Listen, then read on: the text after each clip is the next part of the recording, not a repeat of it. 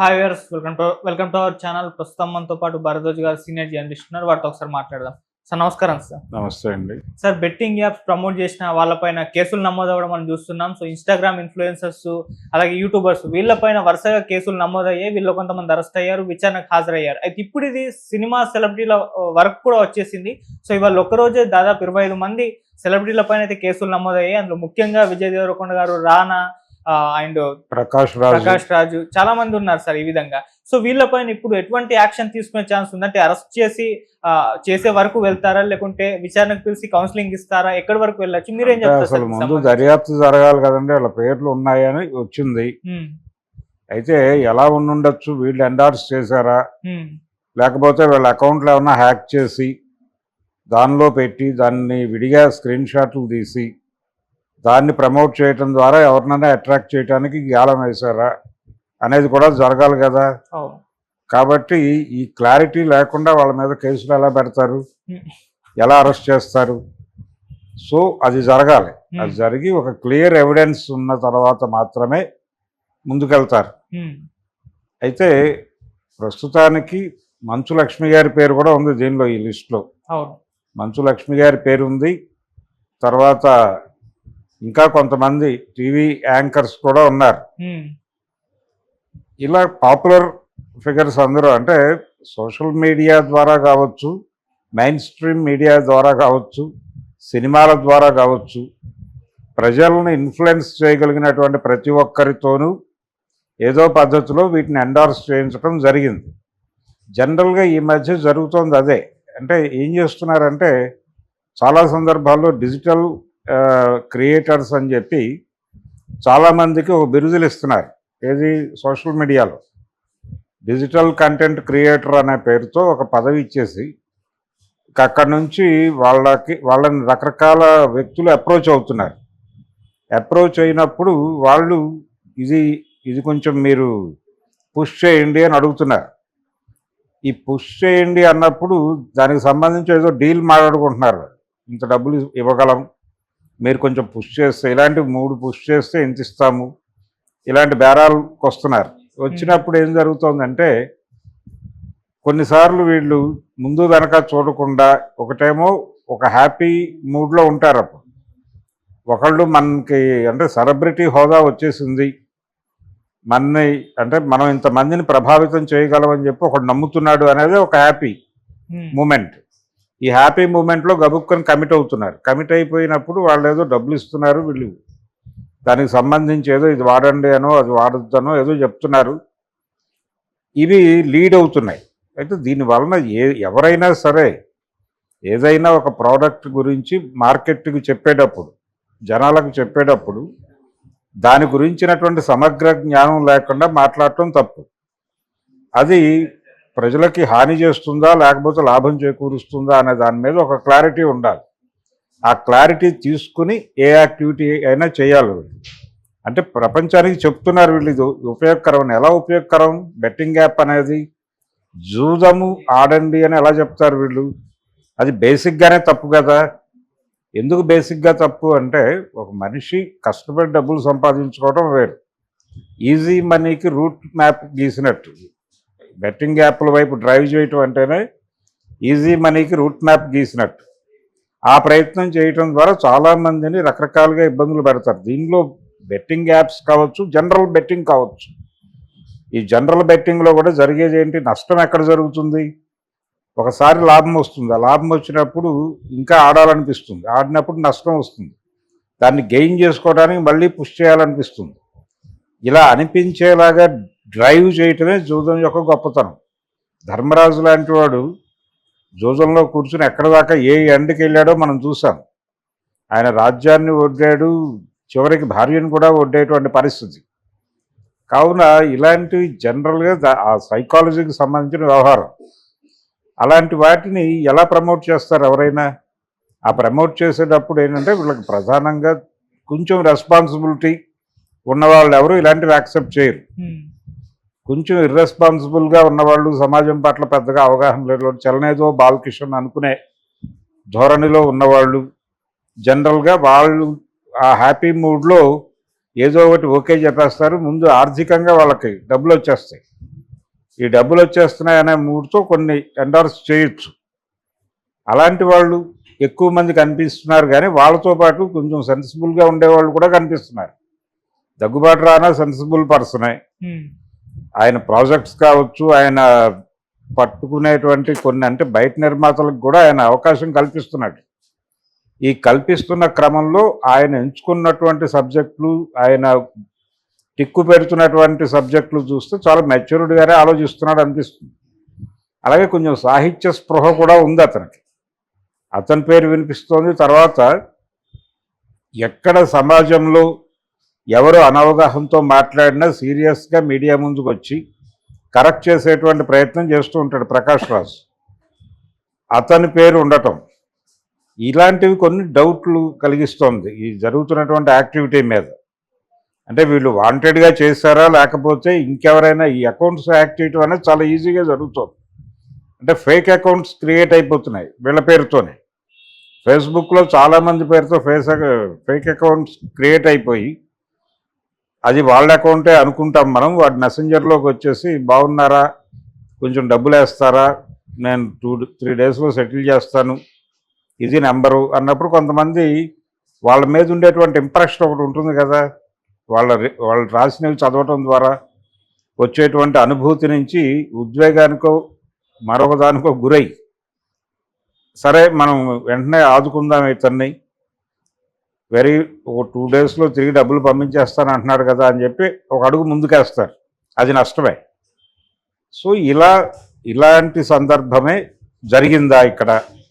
అంటే వీళ్ళ అకౌంట్స్ ఎవరైనా హ్యాక్ చేసి డూప్లికేట్ అకౌంట్స్ నుంచి ఏమైనా ప్రతిపాదనలు వెళ్ళాయా, లేదు వాటి స్క్రీన్ షాట్స్ ఎక్కడైనా ప్రమోట్ చేసి ఎవరినైనా టెంప్ట్ చేసి ఈ రొంపిలో దింపారా అనే దాని మీద సమగ్రమైనటువంటి దర్యాప్తు జరగాల్సి ఉంది. ఇంకా మంచు లక్ష్మి గారి పేరు కూడా అలాగే వచ్చి ఉండొచ్చు. ఇలా ఈ వస్తున్నటువంటి పేర్లలో అనన్య నాగళ్ళ పేరు వినిపిస్తోంది. తను కూడా ఎండోర్స్ చేసింది ఈ యాప్స్కి అని. ఇలా అంటే ఈ మధ్య చాలా లూజ్గా అప్రోచ్ అవుతున్నారు వాళ్ళు. రకరకాల మార్కెటింగ్ పీపుల్ చాలామంది లూజ్గా ఫోన్ చేసి నెమ్మదిగా ట్రాప్లోకి దింపి, అమ్మ మీకు ఇంత ఇస్తాము, లేకపోతే బాబు మీకు ఇంత ఇస్తాం, లేదు మీకు షేరింగ్ ఇస్తాం, ఇలా పద్ధతిలో. అంటే ప్రతి ఒక్కళ్ళ మీద ప్రెజర్ ఉంది ఆర్థికంగా. డబ్బులు సంపాదించటం అనే దాని మీద అంటే ఎంత సంపాదించినా సరిపోనటువంటి పరిస్థితి ఉంది. మీరు ఎంత సంపాదించినా నెలాఖరులో మీ జేబులో మిగిలేది ఏమి ఉండదు. అలా మిగలకుండా చేయటమే మార్కెట్ ఎకానమీ లక్ష్యం. ఆ లక్ష్యం ప్రకారం మీకు అంటే కన్జ్యూమరిజం అనేది అదే చేస్తుంది. ఈ కన్జ్యూమరిజం అనేది మీ చేత కన్జ్యూమ్ చేయిస్తుంది. ఈ కన్జ్యూమ్ చేసేటప్పుడు మీ డబ్బులు అయిపోతాయి. అయిపోయిన తర్వాత మీరు మళ్ళీ ఏమిటి కండిషన్ అన్నట్టు చూస్తారు.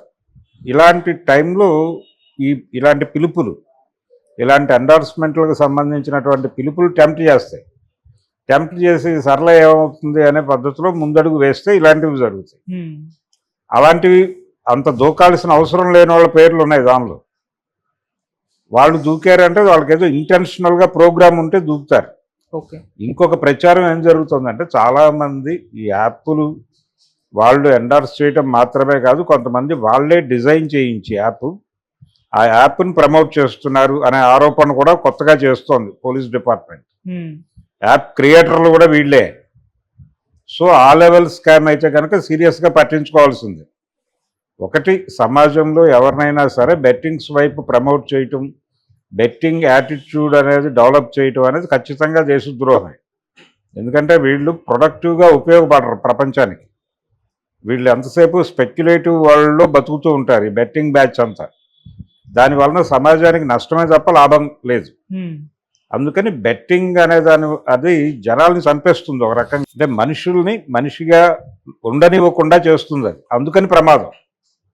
అందుకని దాన్ని నియంత్రించాల్సినటువంటి అవసరం ఖచ్చితంగా ఉంది.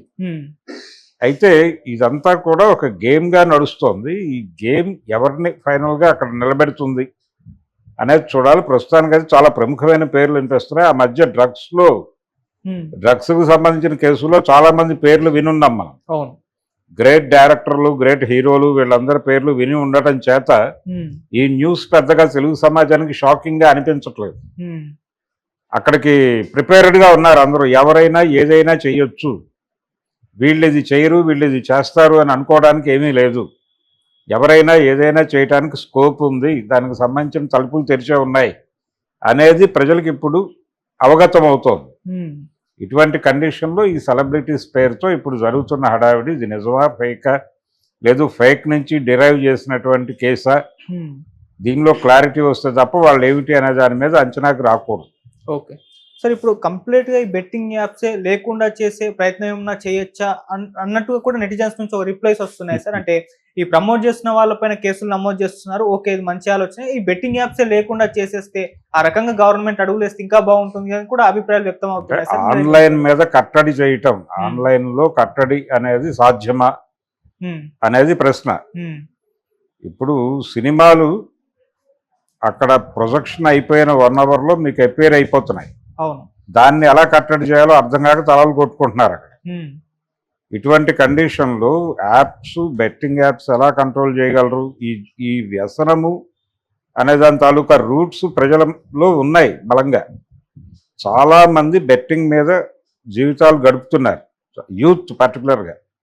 ఈజీ మనీ వాటికేమో ఖర్చులు చాలా భారీగా ఉంటాయి, రకరకాల అంబిషన్స్ ఉంటాయి, లేకపోతే ఎక్కడికక్కడికో వెళ్ళాలని కమిట్మెంట్స్ ఉంటాయి. ఇదంతా కూడా జీవితాన్ని జూదంగా మార్చేస్తున్నటువంటి ఒక గొడవ. అందుకని దీని మీద సీరియస్ స్టెప్ అయితే తీసుకోవాలి. వీటిని చాలా ఆన్లైన్లో ప్రమోట్ చేస్తారు, ఎవరింట్లో వాడు కూర్చుని వ్యాపారం చేస్తాడు, వీడు దీన్ని పుష్ చేస్తాడు, ఇంకెవడో ఓపెన్ చేస్తాడు. ఇదే కాదు, బెట్టింగ్ యాప్స్తో పాటు ఇంకా రకరకాల యాప్స్ ఉన్నాయి. వీటన్నిటి మీద అసలు యాప్ వరల్డ్ మీద ఒక దృష్టి పెట్టాల్సిన అవసరం ఉంది ప్రభుత్వాలు. అంటే స్నేహం కోసం అనే పేరుతో కొన్ని యాప్స్ వస్తాయి, వాటిలో రకరకాల ప్రొఫైల్స్ ఫీడ్ అయిపోతాయి.